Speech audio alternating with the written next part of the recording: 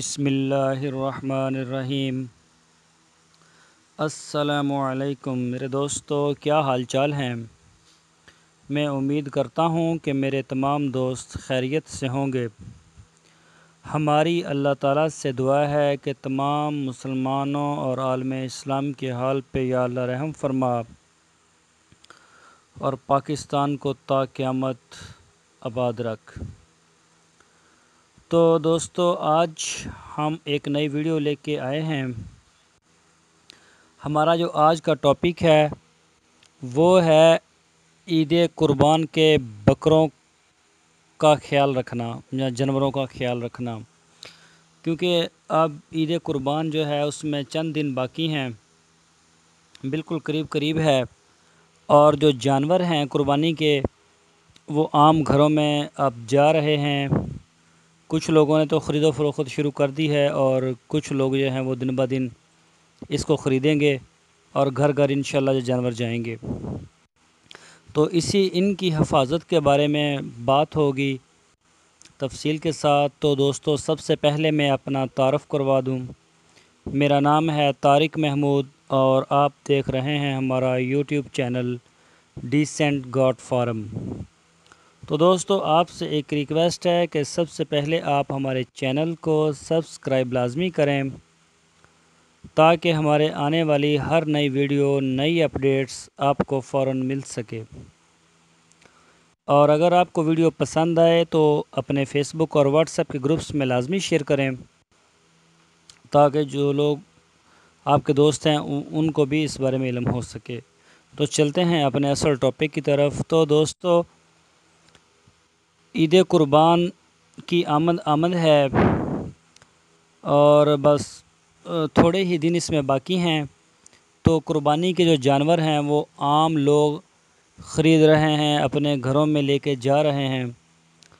تو اس میں کافی مسائل آتے ہیں جو دیکھنے میں ملتے ہیں، تو انہی کے اوپر بات ہوگی۔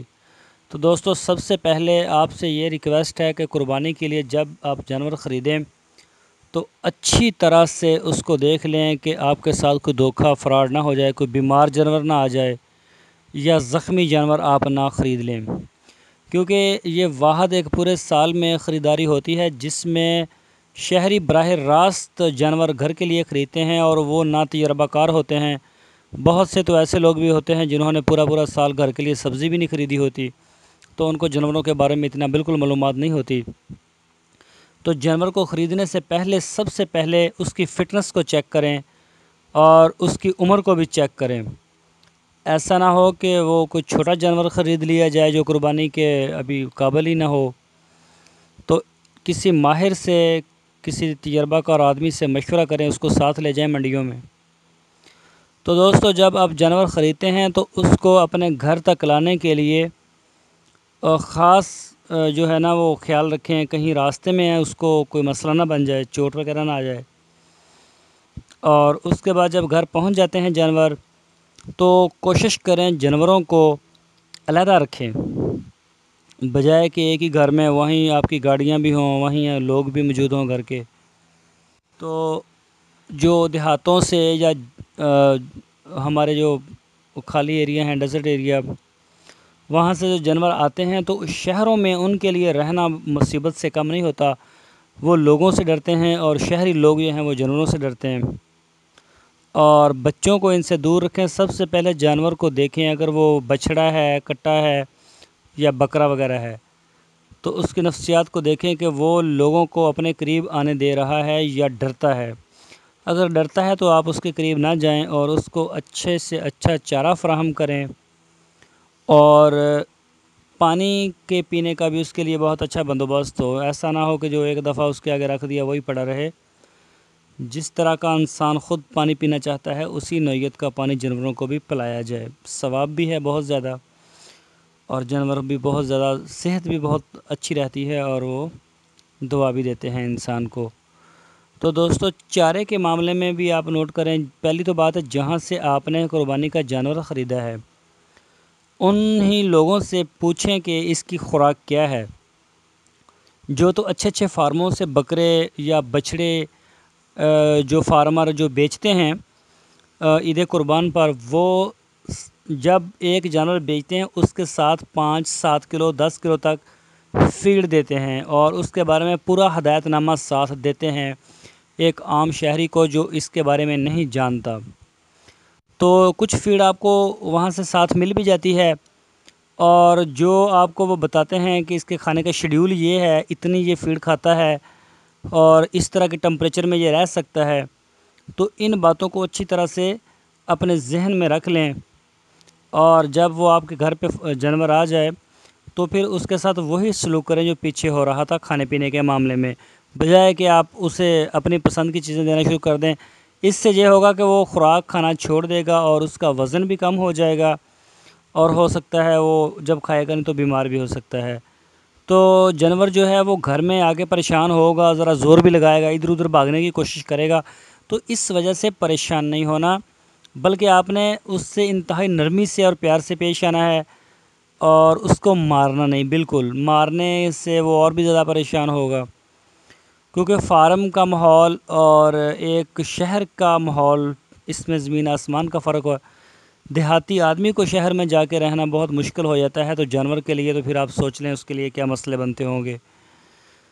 تو شہروں میں جو ہے مکان وغیرہ بہت تنگ ہوتے ہیں تو قدرتی ہوا بھی بہت کم ہی لگتی ہے، تو آپ ان کے اوپر موسم کے مطابق جو ہے پنکھا لگائیں یا ایئر کولر کا کو بندوبست کر دیں تاکہ وہ چند دن کا آپ کے پاس مہمان ہوتا ہے تو کسی قسم کی اس کو پریشانی نہ ہو، مارنا نہیں۔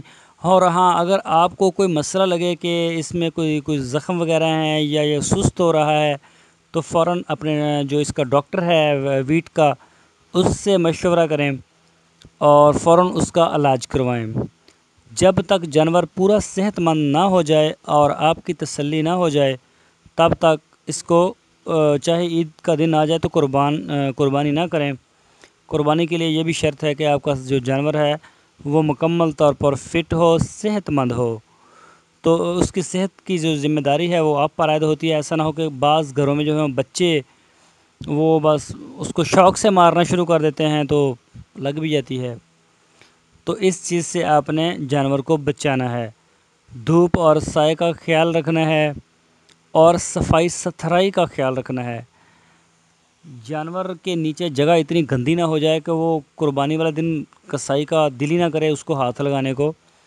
خاص کر اگر جگہ نیچے پکی ہے تو اس کو 2-3 دفعہ دھو دیں دن میں، جانور کو بھی نہلا دیں، اور جگہ اگر کچی ہے تو اس کے نیچے ریت یا پھر وہ جو ملتا ہے اس کا چھلکا وغیرہ چاولوں کا اس کو یا کوئی اور سوکھے جو چیزیں ہوتی ہیں وہ اپنے جانور کے نیچے بچھا دیں اس کی موٹی تھے، تاکہ وہ اس کو کوئی پریشانی نہ ہو بیٹھنے میں، سکون کرنے میں۔ تو اگر وہ شور سے ڈرتا ہے تو اس کو ایسی جگہ پہ رکھیں جہاں پہ اسے شور نہ سنائی دے، اور اگر گاڑیوں وغیرہ سے بھی ڈرتا ہے تو وہاں سے بھی اس کو بچائیں۔ تو جتنا پیار آپ اس کے ساتھ کر سکتے ہیں وہ کر لیں کیونکہ وہ چند دن کا آپ کا مہمان ہے۔ تو دوستو یہ تھی کچھ ہدایات قربانی کے جانور کو گھر میں رکھنے کے لیے، اور خاص کر ان گھروں میں جن میں سال میں صرف ایک ہی بار جانور جاتا ہے۔ تو دوستو میں امید کرتا ہوں کہ آپ کو ہماری ویڈیو پسند آئی ہوگی۔